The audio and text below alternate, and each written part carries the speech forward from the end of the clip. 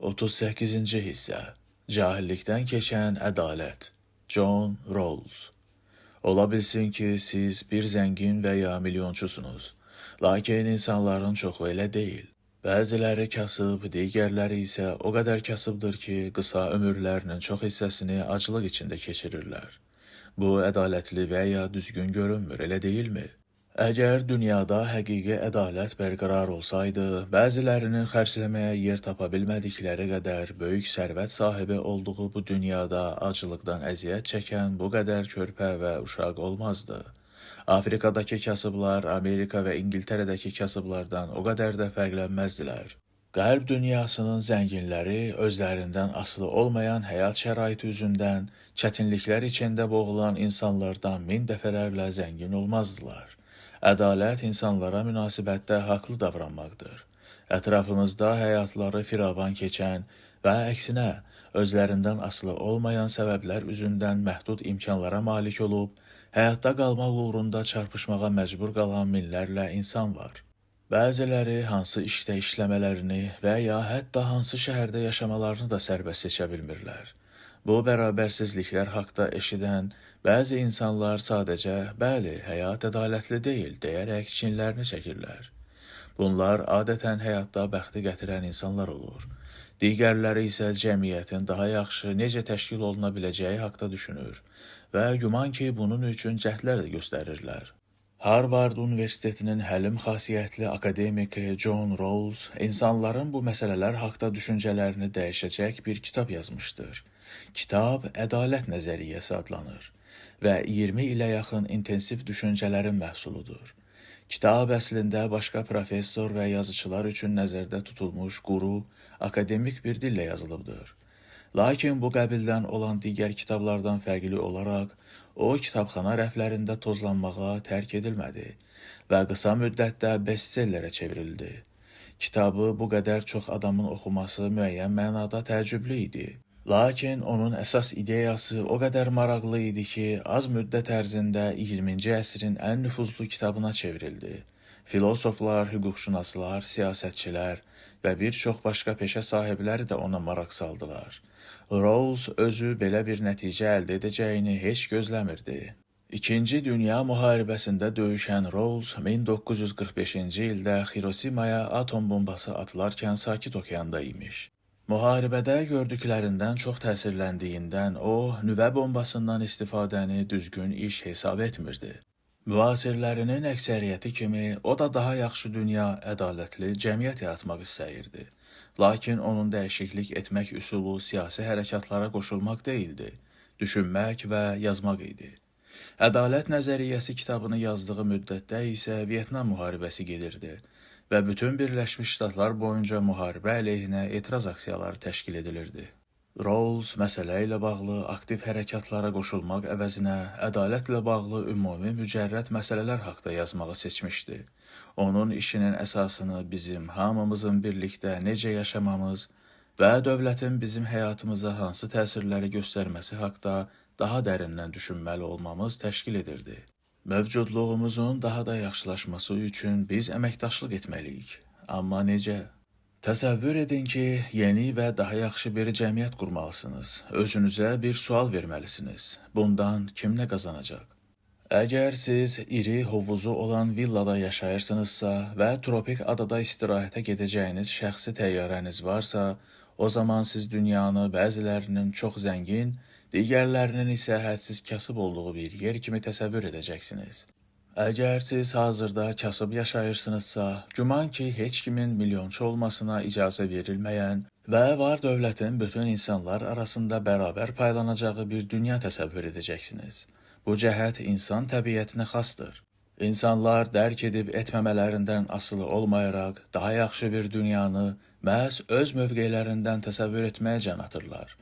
Bu cür subyektiv yanaşma isə siyasi düşüncəyə zərər verir. Rawls'un dahilik nişanəsi orijinal mövqe adlandırıldığı düşüncə eksperimentini ortaya qoyması idi. Bu düşüncə eksperimenti bizim hamımızda olan egoistliyi ortaya çıxarır. Onun əsas ideyası çox sadə idi. Daha yaxşı cəmiyyət yaradın. Lakin bunu o cəmiyyətdə hansı mövqe tutacağınızı düşünmədən edin.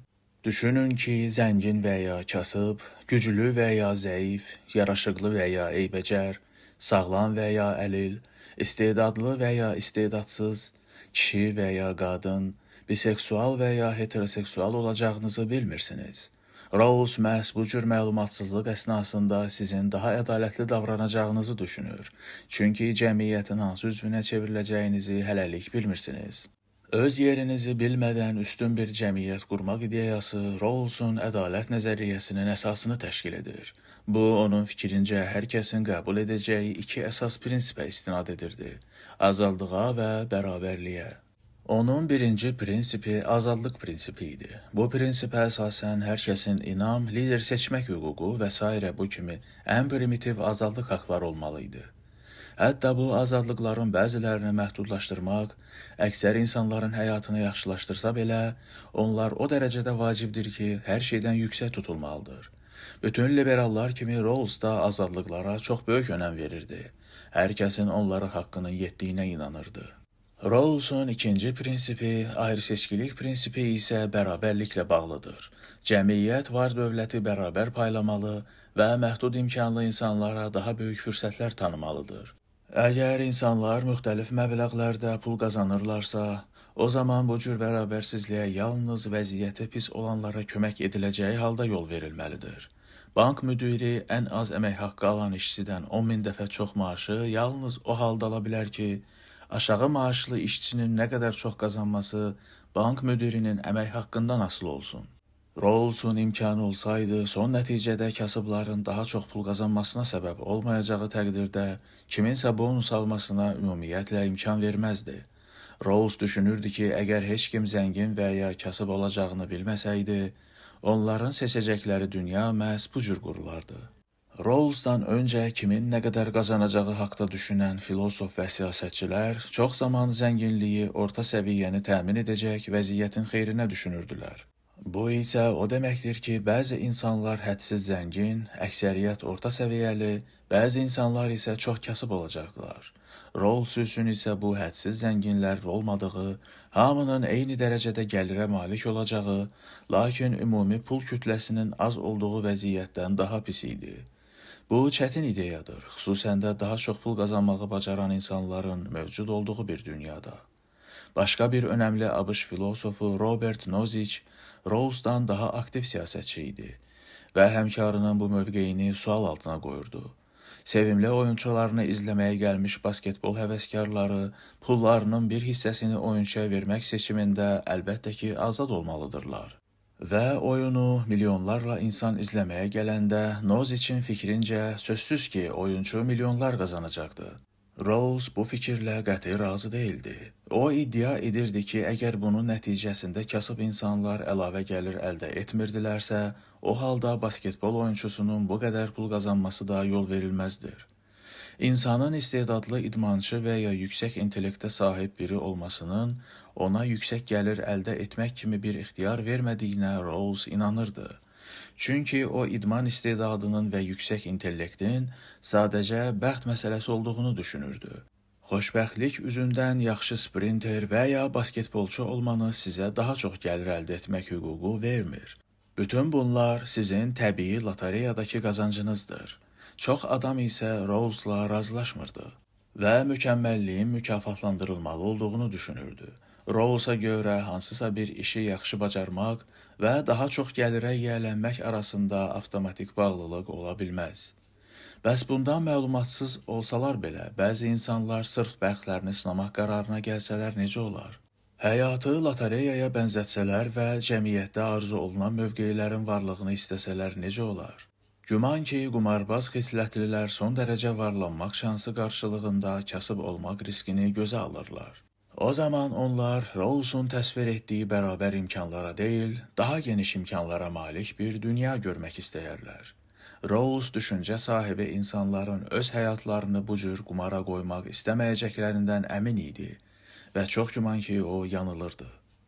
20-ci əsrin böyük qismində filosoflar keçmiş mütəfəkkirlərlə əlaqələrini itirmişdilər. Rawls'un ədalət nəzəriyyəsi də ötən əsrdə yazılmış və Aristotelin, Hobbes'un, Locke'un, Rousseau'nun Hume'un və Kantın əsərləri ilə yanaşı qoyula biləcək nadir əsərlərdəndir.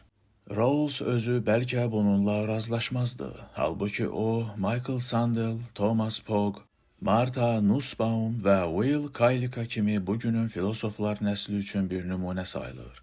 Onlar hamısı inanırlar ki, fəlsəfə bizim birlikdə necə yaşamalı olduğumuza dair dərin və çətin suallara cavab axtarmaqla məşğul olmalıdır. Əvvəlki nəsilləri təmsil edən filosoflardan fərqli olaraq, onlar bu suallara cavab tapmaqdan və sosial dəyişikliyi stimullaşdırmaqdan çəkinmirlər. Onlar fəlsəfənin bizim necə yaşamalı olduğumuza dair müzakirələrimizi deyil, əslində yaşam tərzimizin özünü dəyişməli olduğumuza inanırdılar. Bu fikirdə olan daha bir filosof da Peter Singer idi.